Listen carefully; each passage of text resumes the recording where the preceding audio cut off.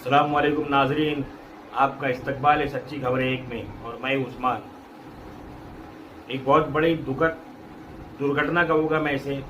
हमारे देश के एक बहुत महान आदमी, एक बहुत महान शख्सियत, मैं तो सैल्यूट करता हूँ उस शख्स को, डॉक्टर मनमोहन सिंह जी का निधन हो गया, उनका इंतकाल हो गया।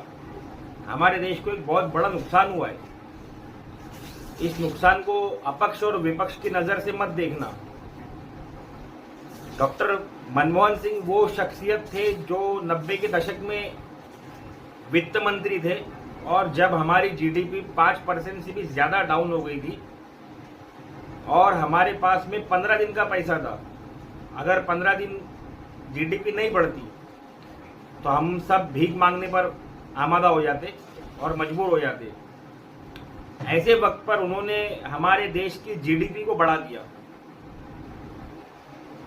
ऐसी महान शख्सियत, बहुत बड़ा नुकसान हुआ है हमारे देश का। अब पता नहीं मनमोहन सिंह हमको फिर मिलेंगे भी या नहीं मिलेंगे, या हमको इसी झूठेंद्र बाहुबली के साथ रहना पड़ेगा जिसका नाम नरेंद्र दामोदर दास मोदी है, जो ऐसी महान शख्सियत के बारे में कैसे घटिया ख्याल रखता है। वो देखिए, वो सुनिए। राजनेताओं ने डॉक्टर साहब से बहुत कुछ सीखने जैसा है। बाथरूम में रेनकोट पहन करके नहाना, ये कला तो डॉक्टर साहब ही जानते हैं और कोई नहीं जानता। अफसोस है, ये झूठेंद्र बाहुबली को लग रहा है कि ये डॉक्टर मनमोहन सिंह का मजाक उड़ा रहा है। नहीं, महान लोगों का मजाक कोई नहीं उड़ा सकता। ये अपनी औकात बता रहे। अफसोस है आज कि हमारे देश को ऐसा प्रधानमंत्री नसीब हुआ है। हमको मजहब इस्लाम में सिखाया जाता है, जैसी रियाया वैसा बादशाह। रियाया इतनी जालिम है, इसलिए अल्लाह ने इतना जालिम और इतना बददिमाग बादशाह हम पर मुसल्लत कर दिया, जिसको न पढ़ने आता है न लिखने आता है, बस मनगढ़ंत कहानियां और मनगढ़ंत किस्से सुनाने आता है, और झूठ पर आधारित जिसका पूरा जीवन, और झूठ पर समर्पित जिसका पूरा जीवन। ऐसे झूठेंद्र बाहुबली को हमने अपने देश का प्रधानमंत्री बना लिया, और इसके बाद हमारे देश का ये हाल जो हो रहा है कि हिंदुस्तान के अंदर जब सियाराम के नारे लगाए जाते थे, जय सीताराम के नारे लगाए जाते थे, तो उन नारों से आपसी भाईचारे की खुशबू आया करती थी। और आज ये जय सीताराम का नारा बदलकर जय श्री राम हो गया है, और इससे आतंकवाद की बू आती है, डर लगने लगता है। पता नहीं ये किस हिस्से को, किस इलाके को, किस कौम को, किस मजहब को, किस तबके को अपनी हवस का, अपने आतंकवाद का निशाना बना ले। ये कमाल जो है ना, ये हमारे झूठेंद्र बाहुबली में है। इसलिए मैंने अपना थंबनेल बनाया, और थंबनेल पर मैंने नरेंद्र दामोदर दास मोदी की जगह झूठेंद्र बाहुबली नाम लिखा इसका।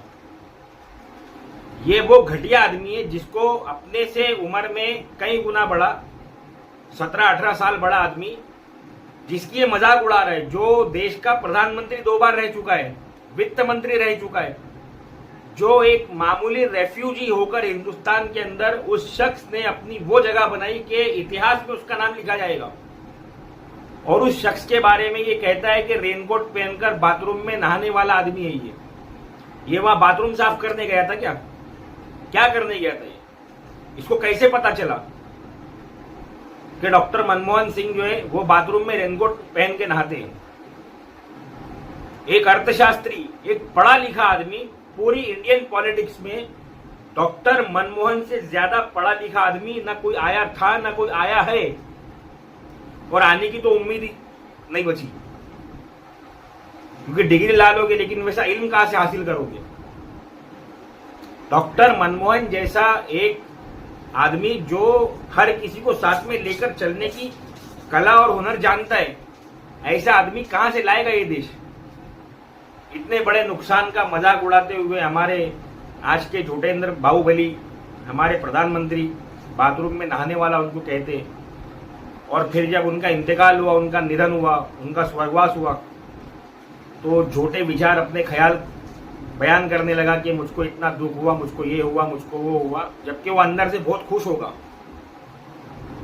वो अमिताभ बच्चन का डायलॉग याद आता है मुझको, बहुत खुश हो गए ना तुम आज। हाँ, जो आदमी तुम्हारी चौखट कभी नहीं चढ़ा, आज वो तुम्हारे सामने हाथ फैलाए खड़ा है। हमारे बीच नहीं रहे डॉक्टर मनमोहन सिंह। खैर, ये दुनिया है, जो आता है उसको जाना है। मेरी बात अच्छी लगे तो भी कमेंट करना और बुरी लगे तो भी कमेंट करना।